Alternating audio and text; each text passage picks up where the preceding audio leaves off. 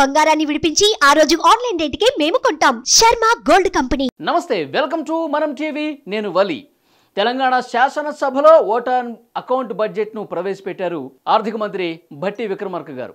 మొత్తం 2,75,000 కోట్ల vote on account బడ్జెట్ను ప్రవేశపెట్టారు. ఓటాన్ అకౌంట్ బడ్జెట్ ఎందుకంటే కేంద్రంలో ఈసారి కొత్త ప్రభుత్వం మరొక 3 నెలలు ఏర్పడుతుంది కాబట్టి కేంద్రంలో కూడా ఓటాన్ అకౌంట్ బడ్జెట్ ప్రవేశపెట్టారు. సో కొత్త ప్రభుత్వం ఏర్పడిన తర్వాత రివైజ్డ్ బడ్జెట్ వస్తుంది కాబట్టి ఆ తర్వాత ఇక్కడ కూడా రివైజ్ చేయాల్సిన అవసరం ఉంది కాబట్టి తెలంగాణ ప్రభుత్వం కూడా ఓటాన్ అకౌంట్ బడ్జెట్ను ప్రవేశపెట్టింది.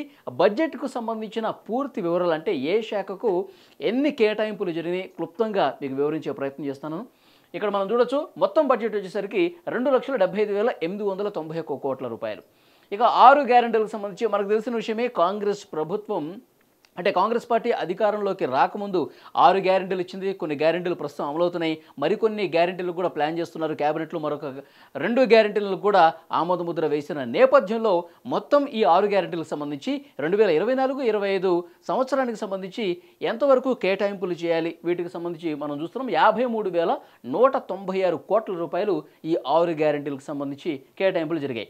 రెవెన్యూ వ్యయం వచ్చేసరికి 2,01,178 కోట్లు, మూలధన వ్యయం 24,669 కోట్లు, ద్రవ్య లోటు వచ్చేసి 32,557 కోట్లుగా ఉంది. రెవెన్యూ మిగులు 5,944 కోట్ల రూపాయలు ఉండబోతున్నట్టుగా మనకు తెలుస్తోంది. ఇక ఏ శాఖకు ఎలాంటి కేటాయింపులు జరిగాయో కూడా ఇక్కడ మనం చూడొచ్చు. పరిశ్రమల శాఖ 2,543 కోట్లు కేటాయించారు. ఐటీ శాఖ 774 కోట్ల రూపాయలు, పంచాయతీ శాఖ 40,080 కోట్లు, మున్సిపల్ శాఖకు 11,692 కోట్ల రూపాయలు కేటాయించారు. వ్యవసాయ శాఖకు వచ్చేసరికి 19,746 కోట్ల రూపాయలు, నీటిపారుదల శాఖకు 28,024 కోట్ల రూపాయలు, ఎస్సీ ఎస్టీ గురుకుల భవనాల కోసం 1,250 కోట్ల రూపాయలను కేటాయించారు ఈ బడ్జెట్లో. అలాగే ఎస్సీ సంక్షేమానికి 21,874 కోట్ల రూపాయలు, ఎస్టీ సంక్షేమానికి 13,013 కోట్ల రూపాయలు కేటాయింపులు చేశారు. ఇక మరికొన్ని శాఖలకు సంబంధించి ఎట్లా ఉంది పరిస్థితి చూద్దాం. మైనారిటీ సంక్షేమానికి 2,262 కోట్ల రూపాయలు, బీసీ సంక్షేమానికి 8,000 కోట్ల రూపాయలు, విద్యారంగానికి 11,500 కోట్ల రూపాయలు, వైద్య రంగానికి 21,389 కోట్ల రూపాయలు. మనం చూసాం ఆరోగ్యశ్రీ పరిమితులు కూడా పెంచారు 10 లక్షల వరకు, మనకు తెలిసిన విషయమే. సో వైద్య రంగానికి 21,000 కోట్ల రూపాయలకు పైగా పెంచిన పరిస్థితి కనిపిస్తోంది. ఇక విద్యుత్ గృహజ్యోతి పథకానికి, గృహజ్యోతి పథకం 6 గ్యారెంటీలో ఉంది. 200 యూనిట్ల లోపు ఎవరైతే కరెంటు వాడుకుంటారో వాళ్ళకి ఫ్రీ కరెంట్ ఇస్తామని చెప్పారు. సో దానికి అయ్యే ఖర్చు, ప్రభుత్వం భరిస్తున్నటువంటి ఖర్చుకు సంబంధించి ఇక్కడ మనకు కనిపిస్తోంది. ఇక్కడ గృహజ్యోతి పథకానికి 2,418 కోట్ల రూపాయలు. ఇక విద్యుత్ సంస్థలకు 16,825 కోట్లు, గృహ నిర్మాణానికి 7,740 కోట్ల రూపాయలు. ఇక్కడ మనం చూడొచ్చు, గృహ నిర్మాణానికంటే ఇందిరమ్మ ఇండ్లు ఇస్తామని చెప్పారు. గత ప్రభుత్వంలో డబుల్ బెడ్రూమ్లు ఇస్తామని చెప్పి చాలామందికి ఇవ్వలేదని చెప్పి గత ప్రభుత్వం విమర్శలో పాలైన నేపథ్యంలో ఈసారి ఇందిరమ్మ ఇండ్లని 6 గ్యారెంటీలు ఒక పథకంగా పెట్టింది Congress party. So Congress party గృహ నిర్మాణానికి సంబంధించి ఒక ప్రాధాన్యత ఇచ్చినట్టుగా కనిపిస్తోంది. ఇందిరమ్మ ఇళ్ళు లేని వారికి ఇస్తామని చెప్పింది కాబట్టి 7,000 కోట్ల రూపాయలు, 7,740 కోట్ల రూపాయలు గృహ నిర్మాణానికి కేటాయించిన పరిస్థితుంది. ఇక తెలంగాణ పబ్లిక్ స్కూల్స్ కొరకు 500 కోట్ల రూపాయలు కేటాయించారు. యూనివర్సిటీలో సదుపాయాల కొరకు 500 కోట్ల రూపాయలు ఇచ్చారు. తర్వాత అంటే గవర్నమెంట్ స్కూల్స్ పరిస్థితి ఏ విధంగా ఉందో మనం చూసాం.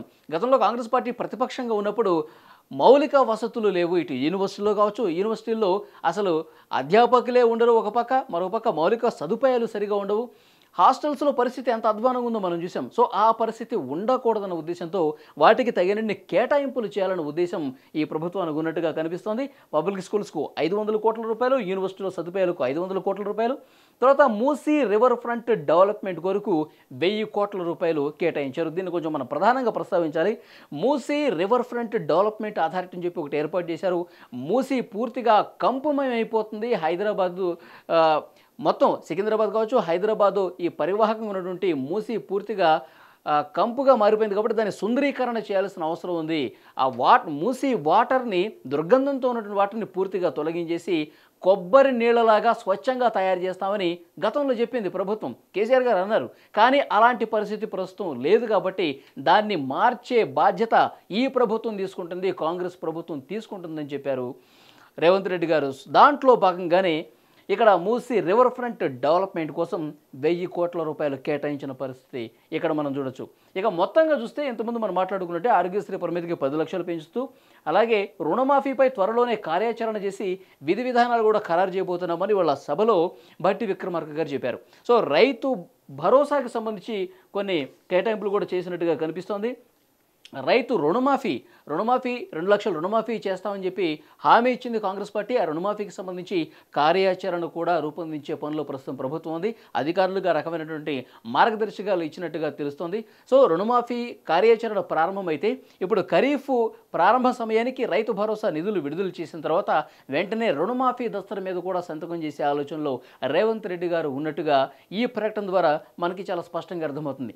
ఇక్కడ మనం క్లియర్గా ఒక విషయం చెప్పుకోవాలంటే, గత సంవత్సరం జరిగినటువంటి కేటాయింపులకు సంబంధించి కొంత తక్కువ కేటాయింపులు ఉన్నప్పటికీ కూడా ప్రధానంగా ఏ అవసరాలు ఉన్నాయో ఇటు 6 గ్యారెంటీలకు కావచ్చు, అన్ని శాఖల్లో ప్రతి ఒక్క శాఖను నిర్లక్ష్యం చేయకుండా కేటాయింపులు జరిపినటువంటి పరిస్థితి ప్రస్తుతం కనిపిస్తుంది.